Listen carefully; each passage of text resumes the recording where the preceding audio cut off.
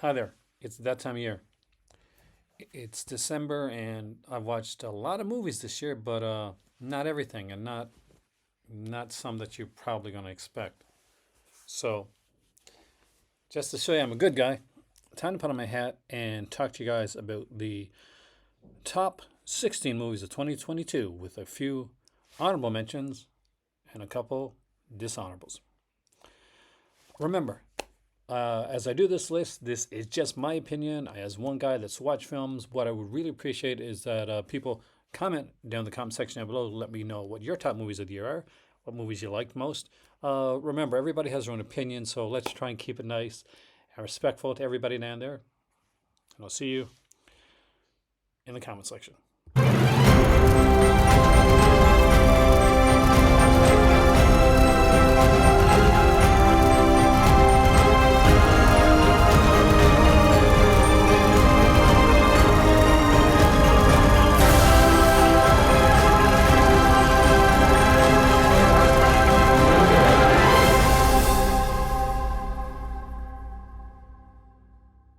Straight here, and I think number 16 is going to be one that actually surprises people, so let's start with that.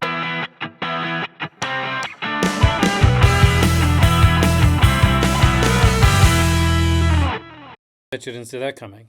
Robert Wilson did senior year this year in 2022, and it's kind of what I needed at the time that it came out. It was a light, funny, fluffy movie that looks like and kind of feels like it could have came out in the 80s or 90s in the style and way that it was done.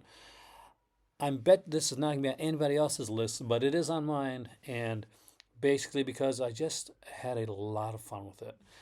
It was a fun movie in a time when I needed a smile. It wasn't too mean spirited. It wasn't too anything. It was just the movie at the right time. So number 16, senior year.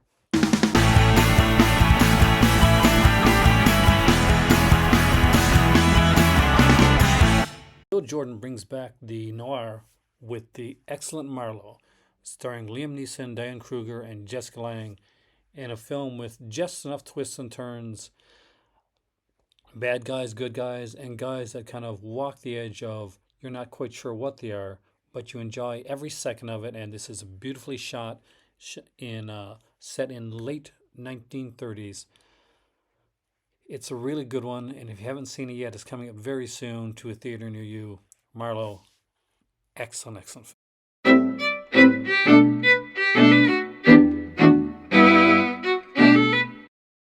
So many kind of iffy sequels, or sequels that are really just redone scripts in name alone, with Pinhead kind of pushed in there. We get Jamie Clayton as the Hell Priest, and oh my God, this was way beyond what I expected. Hellraiser easily hits this spot and truly deserves it. If you haven't seen it, definitely check it out, especially if you're a Clive Barker fan.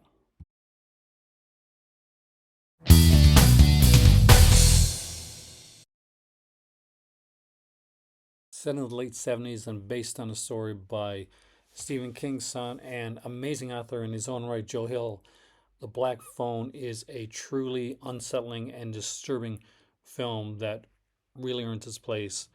And I see this one being a classic and something that I'll come back to for years to come. The Black Phone is a fantastic film, and it really does deserve to be one of the top films of 2022.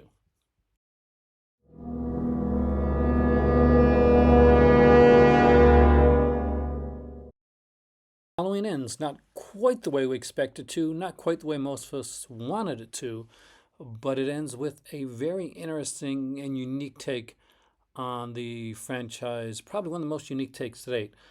I have to say I was very surprised with what happened in Halloween Ends, but overall I did enjoy it, and I think it deserves to be on the top list of 2022 because it's just one that I well find myself going back to again. I really do think that there would have been a better way to end this trilogy, but if the film standing on its own makes the list.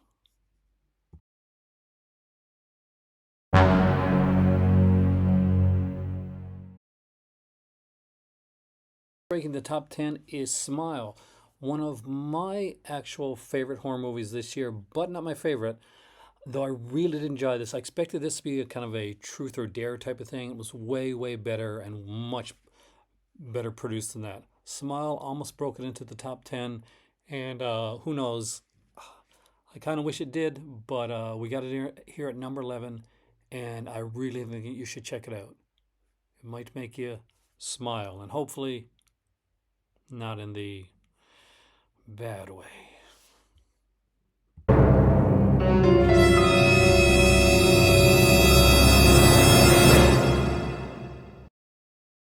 The first Scream without Wes Craven.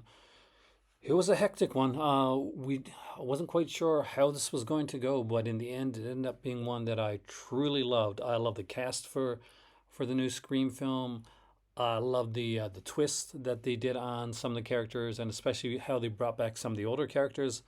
There's some really neat things done in the new Scream one, and I'm actually very interested in checking out the new one. It's a shame that they didn't pay Nev Campbell the money that she deserves, but still, it'll be nice seeing Jenna Ortega come back, and seeing what they're going to do for this new Scream film, which is supposed to be one of the most tense and scary yet. So it'll be good to see the follow up on this one because this one was really good. I say I'm a huge Agatha Christie fan. With the star-studded cast, the Death on the Nile, the follow-up to Murder on the Orient Express, leaves me wanting much more of Hercule Poirot, especially these here. I'm loving the way these are done. These remind me of the old school ones that were made when I was growing up, and I definitely want to see more of these in the near future. I'm an Agatha Christie fanatic, and this here kind of really scratched my itch, so I need more.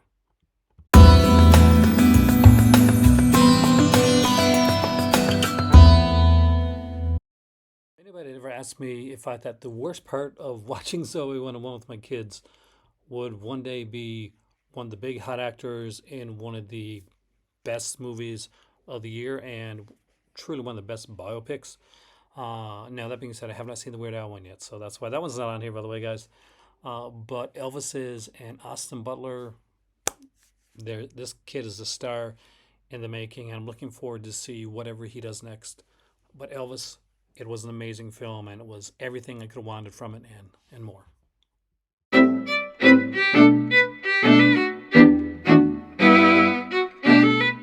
Right, this one was a surprise even to me.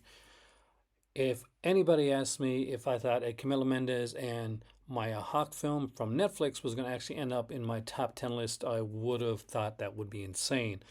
Do Revenge looks like it's going to come off exactly as you think it will, but it has a really a nice twist in there, and it's actually a lot of fun. I would, if you haven't checked it out, I know some people steer away from Netflix exclusive films or maybe ones where they think it's more of a teen oriented one, but this one really has a little bit of something special. You should check it out.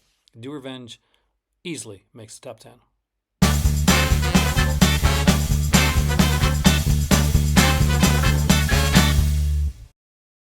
Never any doubt that the Batman was going to make it on the top part of this list.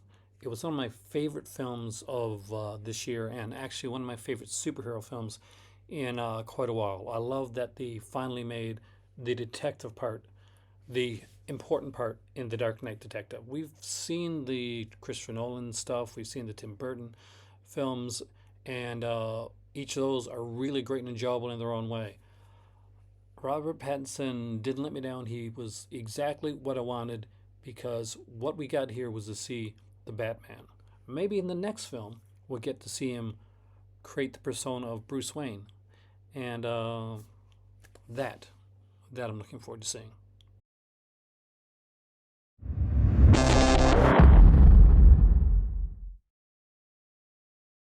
Barbarian was one of the biggest surprises of this year for me.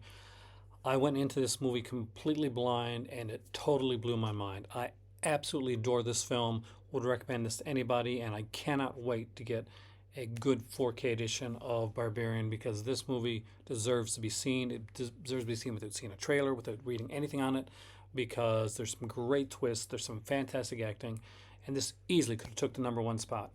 But what did take the number one spot? Well, you're going to find it really soon because we are almost there.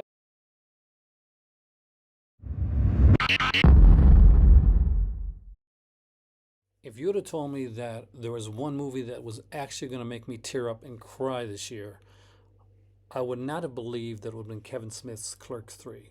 But it did, actually. It really did. Clerks is a movie that's near and dear to my heart. I'm a really big fan of Kevin Smith's work.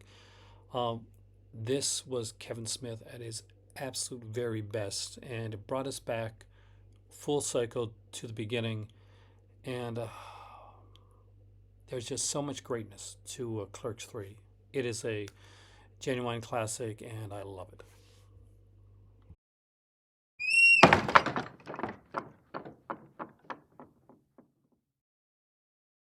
I have yet to see Tile West Pearl, so you're not going to see that one on this list this year, unfortunately. But I have seen X, and I utterly adore this film. I love everything about it. I love the way that it's structured. I love the way that this film is shot. I love the actors in this movie. Nobody seems like just a trope or a cardboard character. Everybody seems to have more emotion and more depth. It is scary, it is tense, and it is a wonderfully, beautifully shot, fantastically done film. Mia Goth and Jenna Ortega are both in this film, and they are what I see as some of the superstar actresses coming up today. And it's good to see them in one film together because I got a feeling I'm going to see a lot of these actresses starring in films for a long time to come. I'm very much looking forward to seeing Pearl in the near future. I'm sure it would have made the list, but it couldn't because I haven't seen it. But now on to number two.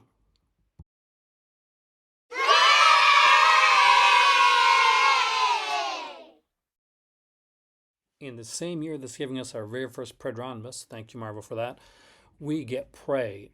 It is Predator done right.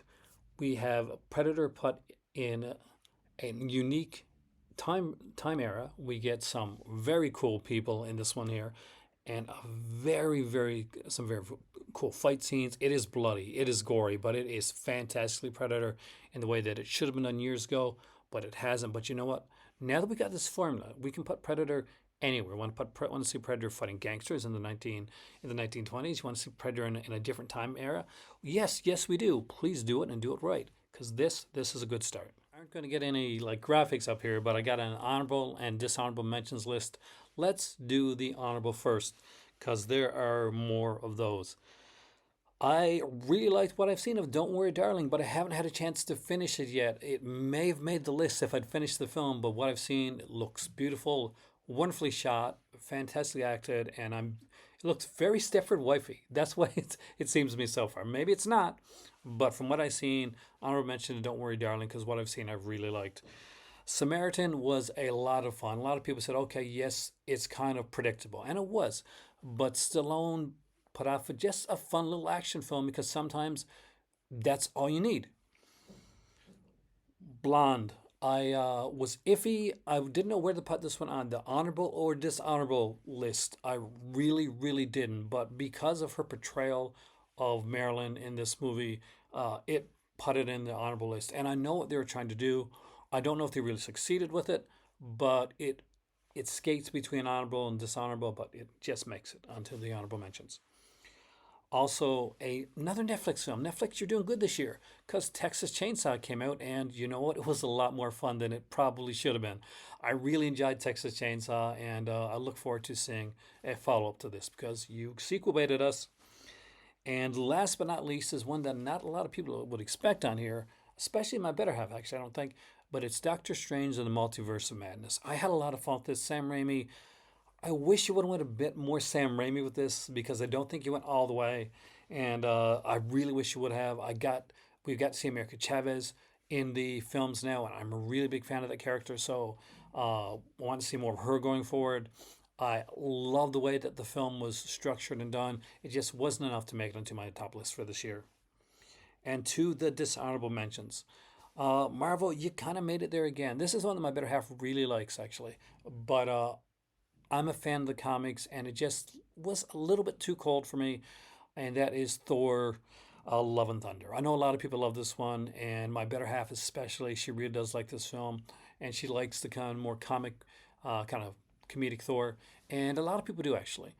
Me too, but for me, it just felt like a waste for the God Butcher. I just wanted more of Christian Bale. He was amazing in this film, and I wanted more of him, and I wanted more of the God Butcher storyline. And I didn't like what they did at the end with Jane Foster's character. I know they had to do it, but I just didn't like it.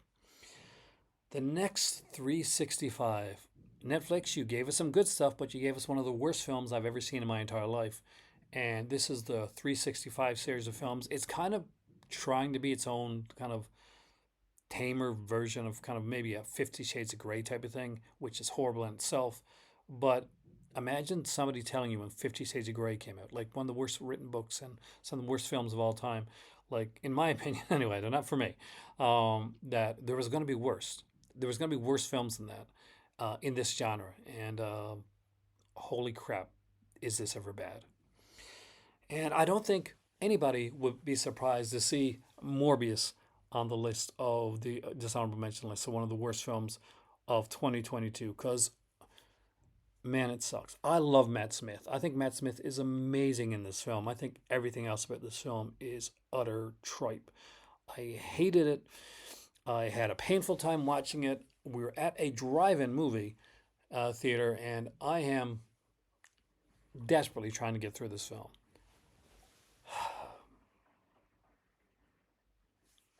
I don't know, guys. It does not seem like Morbin time to me.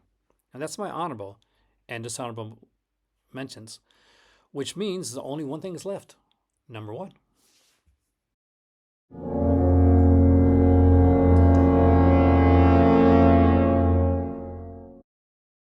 I'm not going to lie, this is one of the easiest years I've ever had picking a number one film for the year.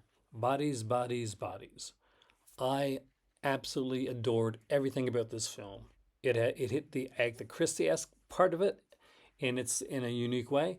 They actually changed the ending from what it was originally going to be, and I'm glad they did because the ending that they use is hilariously great. Rachel Sennott is in this movie. She's from Shiva Baby. If you haven't seen that, then you should, one, see it, two, pick it up from Utopia because it's a great release and she's amazing in it. And it's an incredible film. And she makes this film here too. Everybody's fantastic in this film. We got Lee Pace in this one as well. He does really good in this film. Pete Davidson, I know he can be polarizing for some people, which I don't really get. He plays this role extremely well. He plays a complete jerk. And but I'm not gonna say lovable, but like a really, it really makes you wanna like everything about this film is hilarious. It is so well done, and I got a feeling this is going to be a movie that we'll kind of be talking about years down the road. Um, this is something that could have been one of those movies that just kind of like made fun of like made fun of the millennial generation or that type of thing, but it doesn't. It's smart, where and it's funny. It's smart. It's just so good. And please go in and watch Bodies, Bodies, Bodies. It's probably one of my favorite films of this year and my favorite films in a while. I just had so much fun with this movie. It is so good, and I loved it. That's my top films, and that's my top 16 list. Are there any there that you didn't think were going to be on the list? Are there stuff that you wanted on the list that wasn't on there? Do you disagree with some? Were you surprised that if it's senior year, there was number 16 kind of to mess with you? I still think it's a decent film, but did I do it to see if anybody is going to stop right at 16? Maybe. But that being said, Bodies, Bodies, Bodies is 100% my pick for the top film of 2022. I really, really enjoyed it. I thought it was a fantastic film. Everybody was pitch perfect in it, but Rachel Sennett, again, she's a star, and I can only look forward to seeing what she does next because whatever it is, I want to see it. Thanks for watching. This has been the Call to Cinema, and this has been the top 16 movies of 2022 with some honorable and dishonorable mentions, and hopefully you enjoyed it.